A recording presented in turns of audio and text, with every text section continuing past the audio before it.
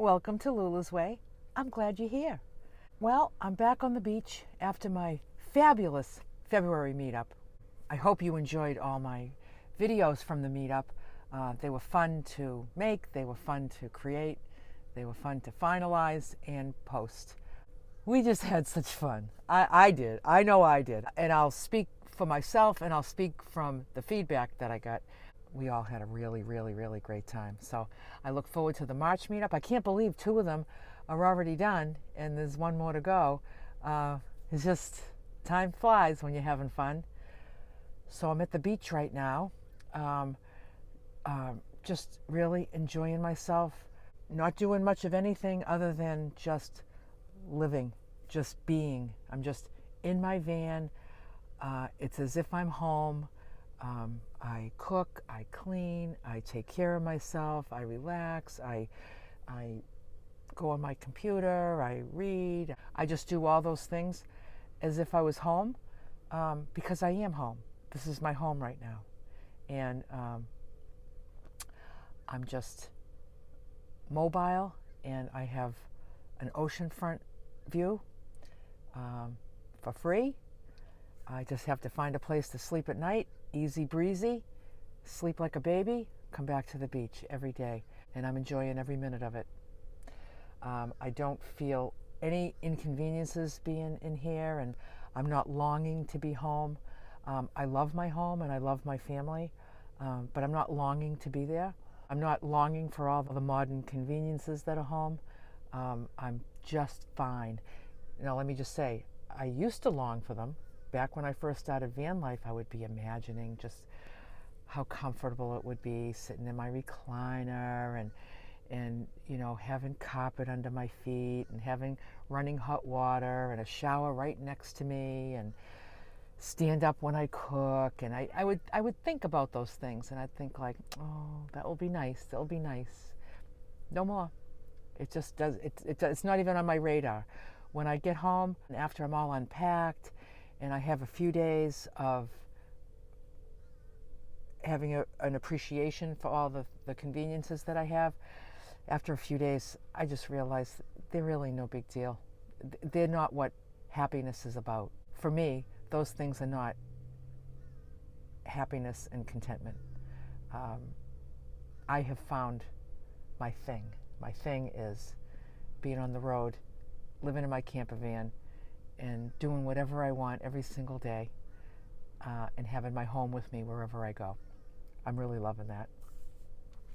So I thought I'd do another Q&A. I have lots of questions that people ask me, a lot repeated questions, and I thought that I would answer them in this video. So let me find the first question. First question. Do you stay on interstates or do you get off onto the highways? I go wherever my GPS tells me to go. I find that when I'm not intentionally seeking out something more beautiful, it seems like whatever is in front of me, I can find the beautiful in that. And it just seems to be beautiful enough. I don't need to get off the interstates because they trouble me to travel on. They don't trouble me at all. There is nothing troubling about an interstate. You just drive. You just drive straight. It's just straight. If it's traffic and the straight's going slow, so you go slow. If the straight's going fast, you go fast. If you don't want to go too fast, you go on the right lane. If you want to go fast, you go in the left lane. I don't find anything troubling about traveling an interstate. It's more practical to travel the interstates because it uses less gas, it's straightforward, and it's more direct. But if you like to take alternate routes, I don't know how you find them. I don't know how, I know on your GPS you can say avoid highways, so that means it's going to take you from point A to point B without getting on the highway or interstate. And then perhaps you'll go through some beautiful areas, or perhaps you'll go through, town after town and traffic light after traffic light after traffic light. I don't know. I don't want to play that game. So I just go wherever my GPS tells me to go. I believe that it's the most efficient route, and I don't have any fear of any particular routes or neighborhoods, or I'll go in the middle of New York City. I'll go anywhere my GPS tells me to go, and I feel like I can handle myself. You know, we all have different thresholds of how we manage ourselves while we drive, and just do what suits you well. If the interstates bother you, then just put on your GPS, avoid highways, you know. If you want more scenic routes as you come down, I just Google it. What's a scenic route from Virginia to North Carolina? And just say, what's the scenic route? And then you'll see scenic routes in the U.S., and it will suggest the routes, and then you can just map it out. I guess you'd need a paper map and map it out, and that could be fun too. I'm not saying that I would never do that, but I haven't done it. So the answer to that question is, I just stay on the interstates if that's where my GPS tells me to go.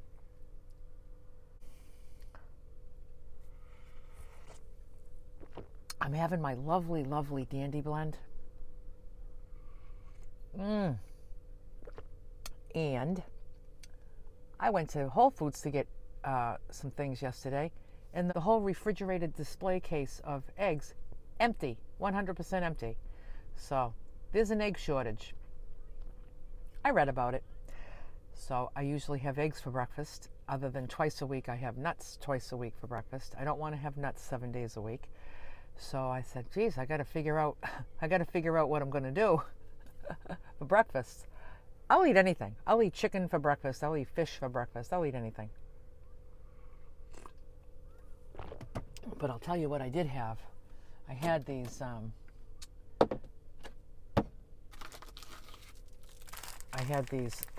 dry roasted edamame. So they're just like crunchy, crunchy, crunchy bits. See? And they're just, edamame is the only ingredient. No oil. They don't use oil to roast them. They're dry roasted. I get them in a big container, and I find them on Amazon. In the grocery stores, I only see the ones that have they have oil in them, and I don't want those. So I want the ones that are plain. So it's just edamame and salt. Those are the only two ingredients. I'll put a link in the description for my Amazon store, because I have an Amazon store now. If you go into my Amazon store, you'll see the different categories. There's like kitchen items, Vanlife items, supplements, and food. If you go into food, you'll see the container of the dry roasted edamame that I get. That is delicious. So I had 2 ounces of this. So if I was eating fresh edamame, my food plan would call for 6 ounces, because it's a legume. Okay, it's a bean. It's a soybean. That's what edamame is a soybean. So I would have 6 ounces of fresh. So the same way I would have 6 ounces of fresh fruit or 2 ounces of dried fruit, that's where I get this number. If this was fresh, it would be 6 ounces. So I have 2 ounces of the dry roasted. So I had 2 ounces of this for breakfast this morning, and I had a delicious crunchy apple, and I had rice cakes. So I had the crunchy edamame, I had the crunchy rice cakes, and had the crunchy apple. It was a very crunchy breakfast, and delish. So I got myself, at Whole Foods last night, I got myself a piece of catfish. Blue catfish, it's called. Let me get this out. So I bought chicken and catfish, and I'm going to cook the catfish first, because you want to do the fish first. I don't want this sitting here for too long, even though I believe that it's fresh. Wild caught blue catfish. I'm going to cook that up while I'm chatting with you.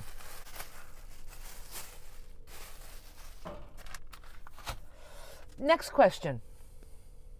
What happened to the lounge chair you bought to fit inside your cargo bin? That's a good question. I think I mentioned it once in a video, what happened with that. I think I did. Okay.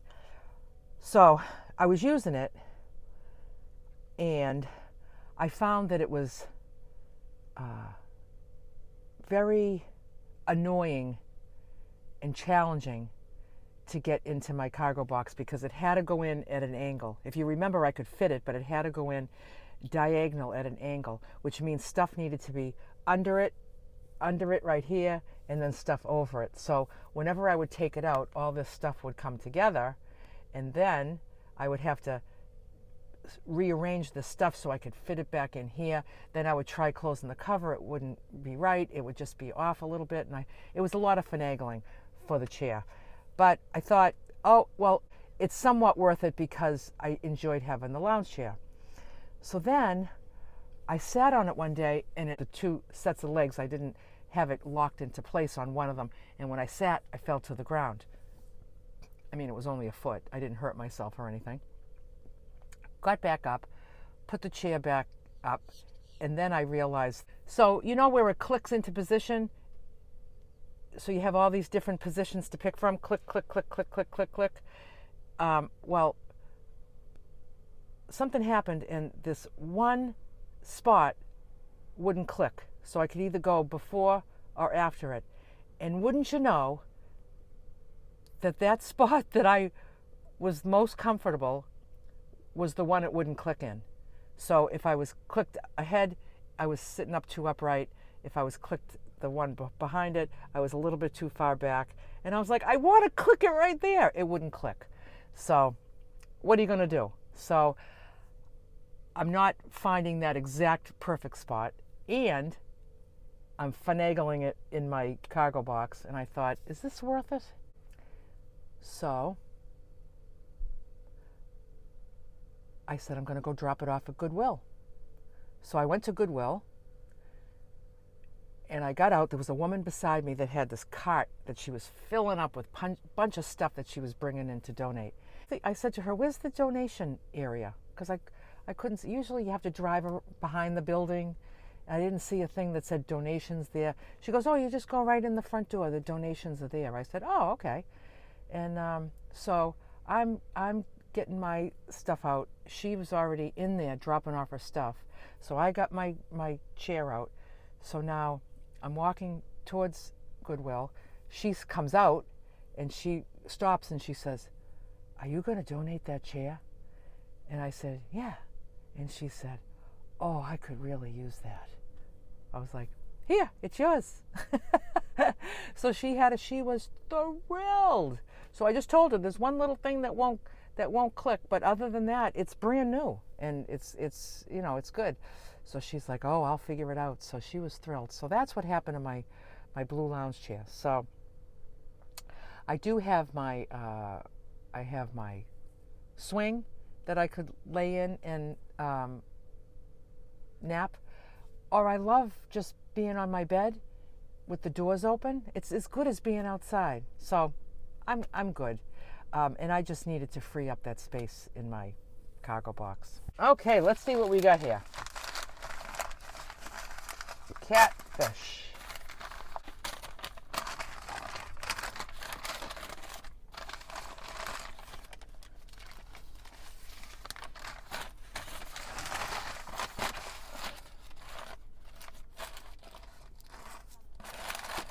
So that looks lovely, doesn't it? Catfish, I like catfish. Catfish is like, it's not real strong. It's just a mild, flaky white fish. Good. I'm going to cut this in half so it will fit in the pan. 2 pieces side by side. Okay.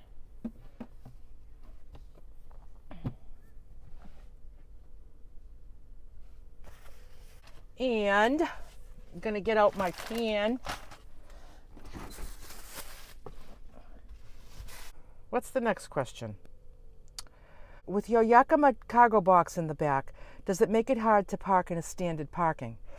It doesn't make it hard to park in a standard parking, but it is something that you need to consider. So normally when I pull into a spot, I'm so little that I just pull right in and I always just fit, There's never any like too much in front or too much in back. But now when I pull in, I need to pull way up. And when I pull way up, it looks like I'm going over the line. I'll go and I'll say, oh, I'm definitely like up to the line.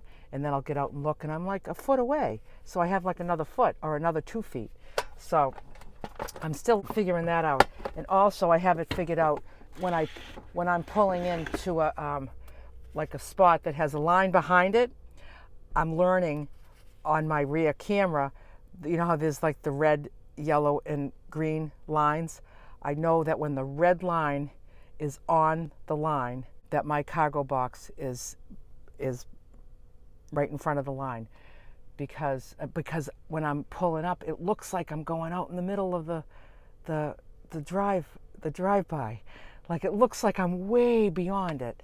And I would never stop there. I would stop so much more before that, but my cargo box would be in the parking space behind me. So I just go by that line. When that red line hits the white line on the parking space, I stop, I look, and I'm in. It's in perfect. So it fits in a parking spot just perfectly. But it does fill a parking space.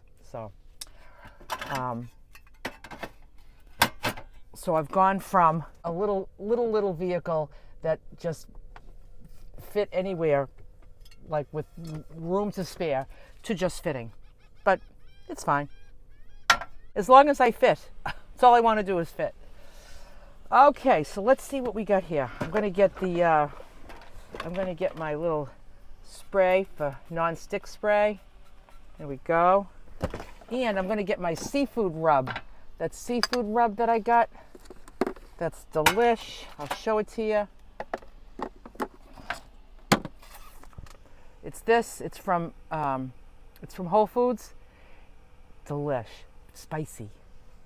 So I want the bottom to be seasoned and the top. And the way that I season the bottom is by seasoning the pan. Just go like this. Then when I put my fish in here, the bottom is seasoned. And that's how I do it. Okay. So I got my Max air fan is open and my side window is open, so I have the ventilation that I need. Perfect. I'll let that heat up a little bit and we'll go on to the next question. What about all the new laws in Florida with car camping and the homeless? Does this influence us? And are there enough accommodations that we won't get hassled? My experience with being here in Florida, I come here every year and spend the winter. Nothing seems different. So whatever new laws were passed, I don't see really anything different.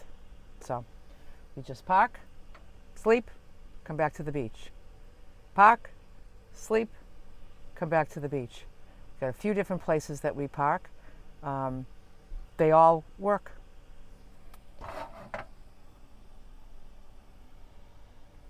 Okay, I'm going to put my fish in.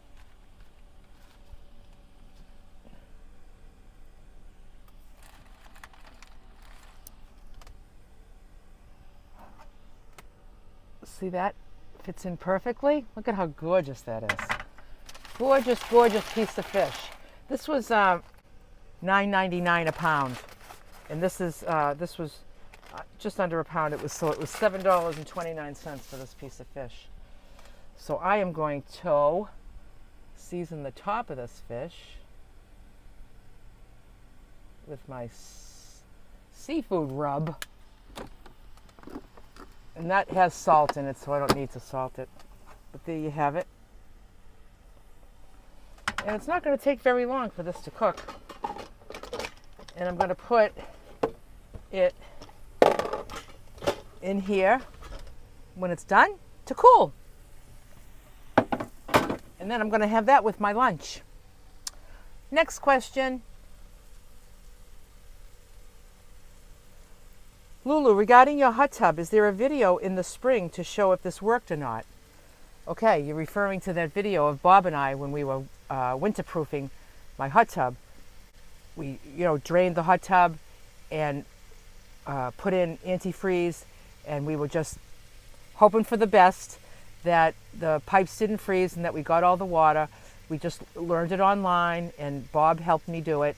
And there's a video on that. I'll put a link to the description in that video. And we were not going to know until the spring whether it worked or not, whether the pipes froze or not.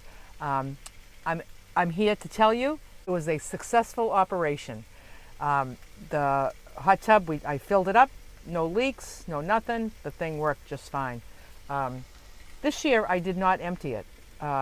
Leaving for the winter, I usually empty it. But the family members that live in my house, they said that they would use it all winter. And they have been. Even in the cold and the snow, they're out there using the hot tub. So that makes me happy. Oh, the spicy is getting in the air. Woo! Okay, next question. Do you have a meal plan for men?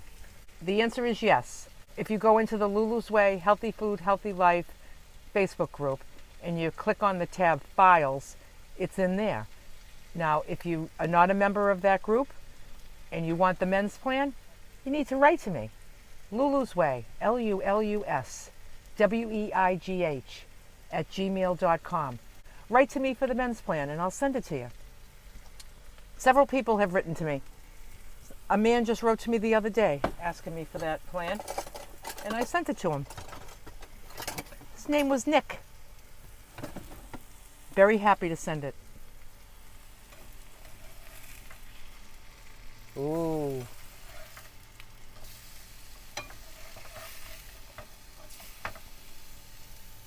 Look at how delish that looks.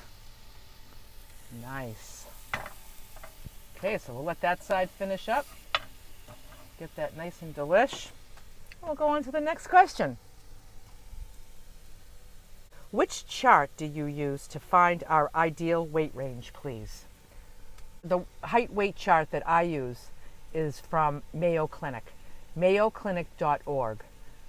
It gives a range for the healthy weight and the overweight, obese, the different ranges. What I like to do is I like to find the normal range for my height, and I like to find the very middle number. I don't want to be on the high end of normal. I don't want to be on the low end of normal. I want to be right in the middle. I want to be so averagely normal. That's my ideal weight. Then my ideal weight range is 2 under, 2 over. So I have a 5-pound weight range, and that's where I am sure to stay, and I do what I need to do to stay in that range. So if you just go into mayoclinic.org, and you can just find their height and weight chart there to see for yourself what would be a good weight for you. That's what I use. Next one. What do you think about the whole food salad bar? What do I think about the whole food salad bar? I think it's expensive. It's lovely. It has lots of, everything is very, very, very fresh, high quality. It's wonderful. I don't use it very often because, per pound, it's very expensive. I'm going to turn this heat off and let the, this is spicy stuff going on in the air here. I'm going to let the residual heat finish cooking it through. Price per pound, you're paying a lot of money for the convenience. One time I was short on time. There was something. Oh, I know what it was. I went to Whole Foods because I needed food, and I got the food, and I said, I need to eat right away because I needed to get on the road for something. This was last year.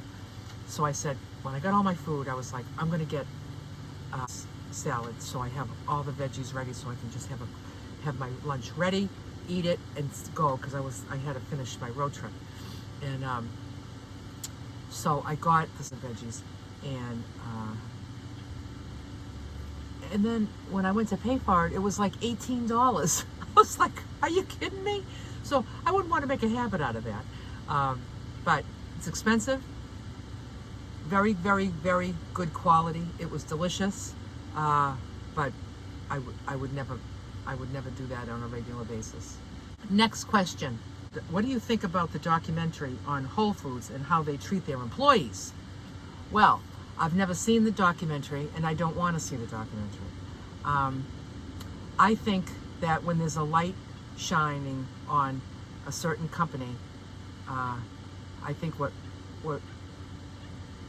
really has to be looked at is what the source is. What is the source of this information and why? Like, do you know how many companies hire people and don't treat their employees wonderfully? Like, tons of them, but nobody's shining a light on them. So like, you might stop doing business with Whole Foods because you heard that they don't treat their employees fairly, but then you're doing business elsewhere when you don't even know how their employees are being treated. So it's like nobody's shining a light on everybody. So it's the same with the Berkey right here.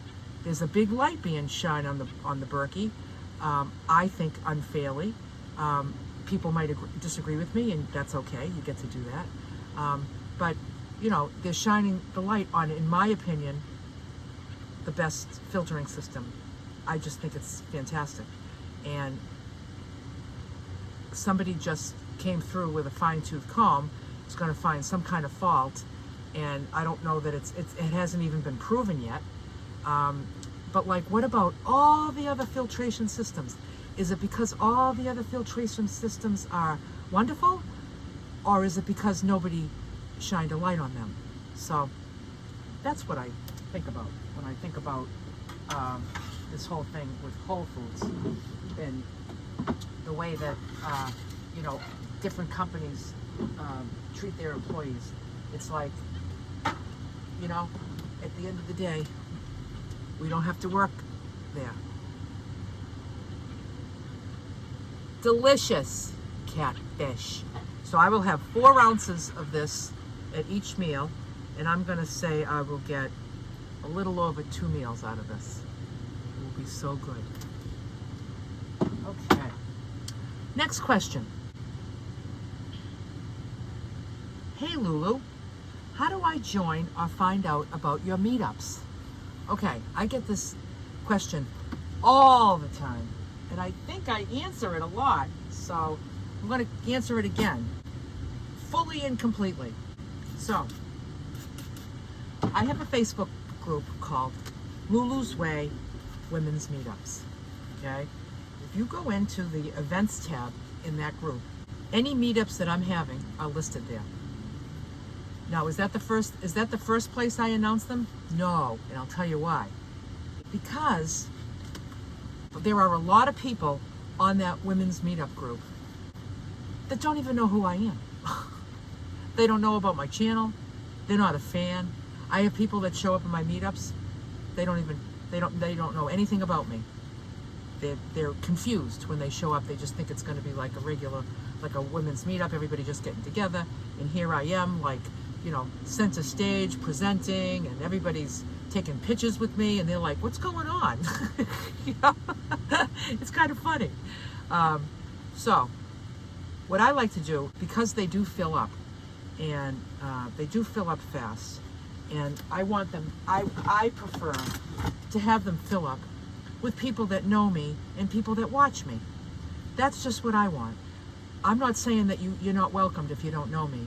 You are welcomed if there's space. That's the way I would like to see it happen. But I'm not going to manage that. The only way that I've figured out that I can manage that is that the very first thing I do is I announce it on my channel. I make a video and I say, I'm going to be having a meetup in fill in the blank, in, let's just say, Pennsylvania. I'm going to have a meetup in Pennsylvania. It's going to be in June. This is just an example. And I'm going to post all the details in the events tab on the Facebook group. And this is when I'm going to post it. I'm going to post it Saturday night, June 10th at 6 p.m. Eastern Time. So if you're watching me and you're listening to me announcing a meetup, I'm telling you exactly when it's going to be posted. You can be right there on Facebook in the group waiting for that moment and then boom, there's the event, and then you get in and you register, and then it's all filled up with people that saw that video. And then if it doesn't fill all the way up, depending on how many people I can fit at different meetups, everyone is different. Sometimes it can only be 40. Sometimes the most it's been is I've been able to fit 80. I don't know. It just depends on the venue. Then if there's space left over, people that didn't watch the video but are on the meetup group, then they'll get a chance if it hasn't filled up. But that's my way to try to accommodate the people that watch me and that want to come to meet me, because I want to meet you. I'd like to meet my viewers. So that's how you join a meetup. If you're not hearing about it, that's because you're not on the group and you don't watch me. And if you're just starting to watch me, you don't know the answer to that question. Now you do. I gotta put a little bit of water in this pan. A little bit of water.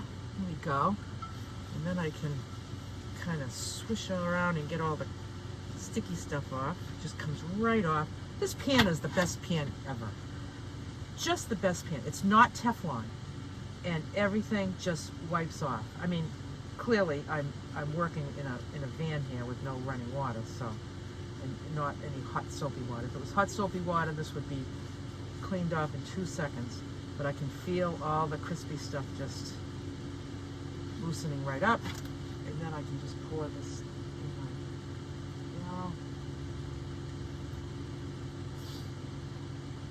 I'm not sure what this is made of, but I tell you, the thing just wipes clean. And it's not Teflon. Don't want to use Teflon.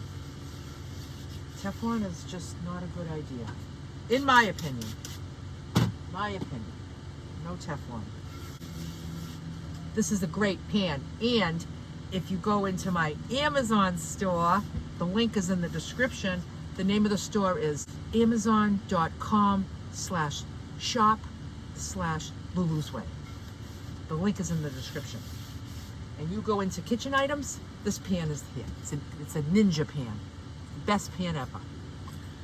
And I've had this for a long time. So I have had some pans that I've really loved. And I've said on this channel, like, oh, I really love this pan. It was the pan I had before this. But yeah, 6 months later, it wasn't working for me. This thing doesn't quit. I mean, it hasn't yet. I can use this metal on it because it's not Teflon. I can scrape it, I can scratch it, I can do anything. Nothing happens. So that's really cool.